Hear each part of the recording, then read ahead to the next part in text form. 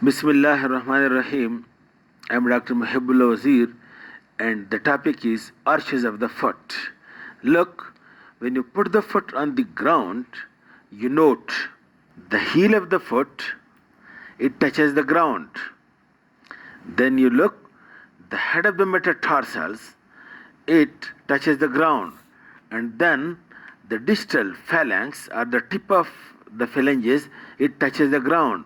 Where you look, this middle border of the ground, it does not touch, but it is in an arch manner.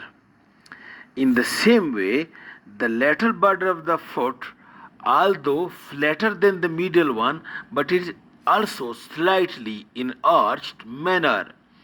These are being called as arches of the foot. Why Allah has arranged like this? Look, it provides a good grip on the ground.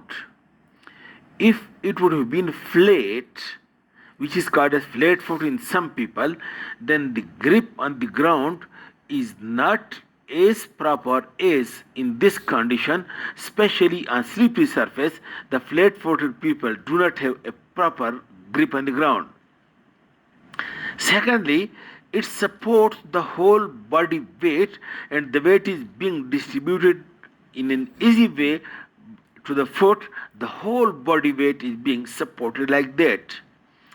Thirdly, it acts like a shock absorber. For example, while landing on the ground, this arched condition of the foot, it acts like a shock absorber, and it absorbs the shock in the weight of the body while landing on the ground. Thirdly, it acts like a spring and gives spring action to the foot while jumping and walking.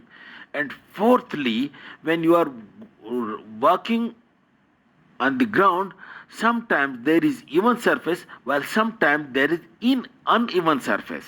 So because of this arched arrangement of the foot, there is elasticity or resilience in the foot.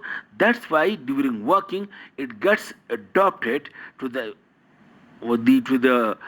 even or uneven surface during walking. Now there are three arches. Number one, this middle longitudinal arch, and number two, this lateral longitudinal arch, and three, this transverse arch. The middle longitudinal arch is being formed. Look, number one, this calcaneum bone, and number two, the talus, and three, this is navicular, and four, these three cuneiform, medial, intermediate, radicular, and then these three metacarpal bones. This is the medial longitudinal arch, and then there is the lateral longitudinal arch, which is formed number one by calcaneus, and number two by cuboid, and three the lateral two metatarsal bones. And the third, the transverse arch, is actually half an arch of 1 foot, and when both the foot gets united with one another from both sides, then complete arch is being formed in a transverse way like that. In this way, three arches, and we will discuss arch separately in detail. Thank you.